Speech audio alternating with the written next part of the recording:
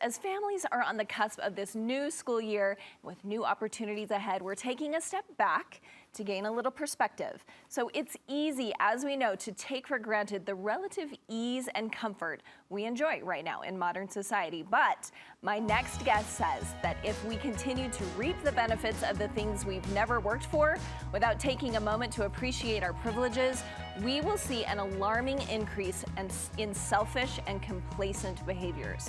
Studio 5 relationship contributor Dr. Matt Townsend joins me to explain. And Matt, I think right now we hear a lot of people saying like, this is the worst time. We've never been so divisive in politics. But you're saying we're living in the best times we've ever had. Times are fat. I don't know if you noticed, but our water flows into our home. And we can just flush our toilet, and who knows where it goes. And we have electricity at the, at the flip of a switch. So we're incredibly privileged, incredibly blessed. And if we're not careful, when you have a lot of opportunities or benefits or gifts or just advancements that you didn't earn, you start to take things for granted. Like, I don't have any clue how to get water pressure to move water into my house and then make it get to the toilet and then get everything out of the house. I don't have any idea how to do that, but man, I sure deserve it. And if my water goes out, heads are gonna roll, and I start to get frustrated. And so if we don't learn responsibility and teach people to be appreciative and responsible for their privileges, then we might not have future privileges. We might not have these benefits going forward. Well, what I love is I feel like this is something a lot of us are constantly trying to teach our kids.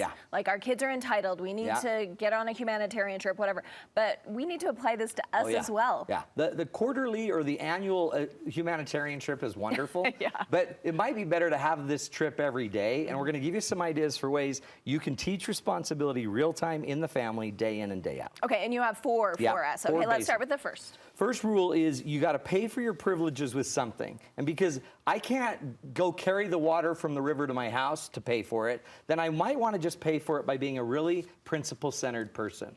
Make sure that in my daily life I'm living principles, that I'm finding sacrifice, that I'm working hard for stuff, that I actually say thank you for what I have, and I appreciate it, and I spend a little time to dedicate myself to figure out what I don't know, and show some humility. So there's a lot of principles that just used to come natural by us having to work for all of these privileges, and the natural principles we don't have to live anymore. We don't have to reap what we sow anymore. My kids have never had to go to a library in Boston just to get books that they needed, but today they can get on any book in the world. Yeah, and I think the first step to that, to me, when I think about that is, okay, well, I need to figure out what those principles are that I need to live. So maybe that's the first step, kind of write those down. You can do that alone and with your family. Identify, too, as a family, like, what are the principles that we really ought to be grateful for? Like sacrifice and hard work. A lot of kids today don't even think they need to actually work for free for anything. True. My best jobs I have ever gotten, I started for free. And when I did it for free, I got the skills enough to go then be paid to do it. We've got to be able to sacrifice principle if you want to have the great entitlements. Okay, I love that. And where we live in a rural community, so it is a little nicer because there are kids out there feeding chickens and milking cows in the morning, but it takes a lot for me not to be like, see that kid? Jim Bob's doing it. All right, your second one is lifting others along the way. Have you ever heard of the phrase "askıda ekmek"? Have you ever heard of that? Is that it's Latin? A Turkish phrase. Okay. Turkish phrase. And what it means is there's bread on the hook. So in Turkey, when you go into a bakery, you can buy your bread. You can also buy another loaf. And then you can ask the baker to hang that loaf on the hook.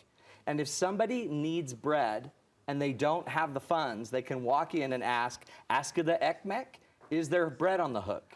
Ooh, has someone offered something that I can take? Okay. And so what if we started to live every day of our life in a responsible way where we were always trying to make it so we were leaving something on the hook for someone else, some benefit for them to take advantage of, something that would lift the situation that we're in. You know, the old scouting motto, leave it better than you found it.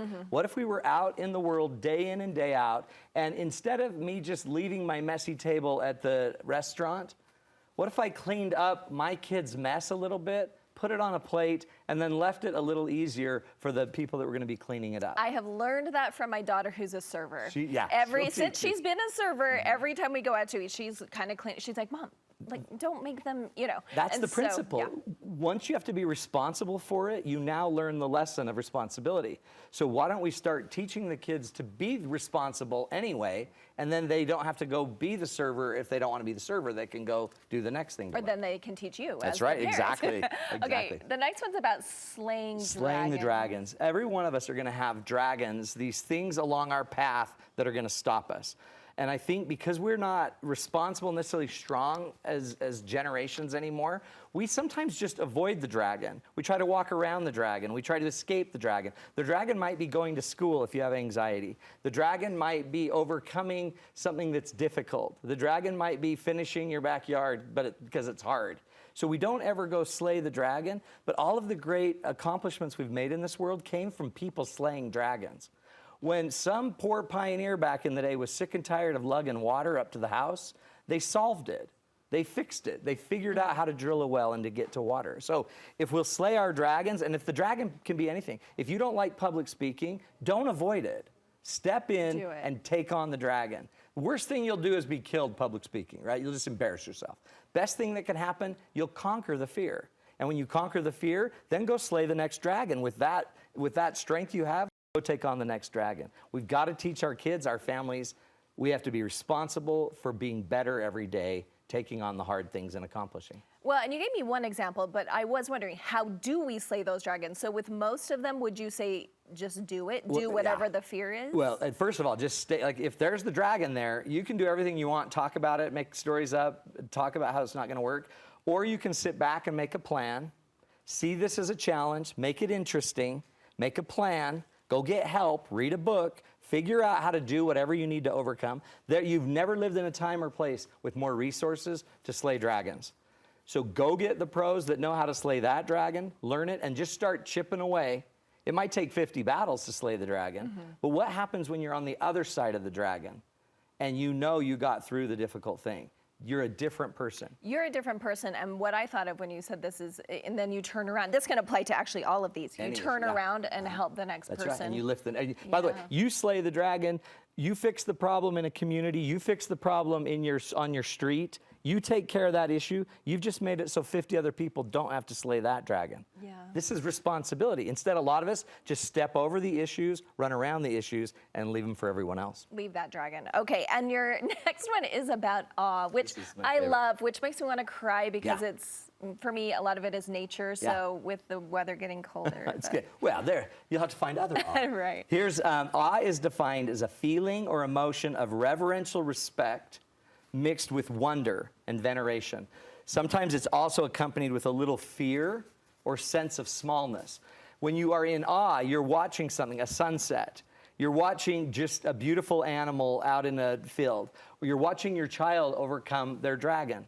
And when you watch it and you sit with awe, you feel a sense of humility, right? So, and it could be spiritual. A lot of times it is spiritual. A lot of times it's also, whatever it is, it's humbling. So what if every day we sought and tried to nourish awe-inspiring things? Took enough time to let the water get to the end of the row and realize, wow, my child just did something they never thought they could do. And then sit in it for a minute and let it move you. That awe, because sometimes awe goes by us and we don't even notice. And then if you don't notice the awe, then what are you living for? Right? Well, I have to, got to go to work tomorrow. But awe is the thing that motivates us, also the thing that lifts us. In that awe, you could then like sit back and look at your conscience and say, what can I do with this knowledge to take my life to the next level? And awe begets awe.